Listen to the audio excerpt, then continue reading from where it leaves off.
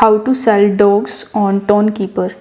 For that, you need to tap on the Tonkeeper wallet application, and here you just have to simply tap on the buy and sell option on the home page.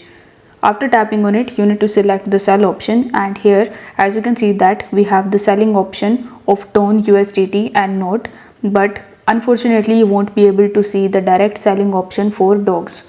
So in this situation, what you can do is you can simply send your dog's coin from your Tonkeeper wallet to any other exchanges. Like you can use Telegram wallet of yours, and after sending your dogs from your Tonkeeper wallet, you can easily sell them on any other exchanges or any other wallet of yours. But if you want to sell it directly on the Tonkeeper, this is not currently working as of right now. Maybe in the future they also provide the dog selling option, but currently as of recording this video, this option is not directly available. If you find this video helpful, then don't forget to like it and subscribe to the channel. Thank you so much for watching.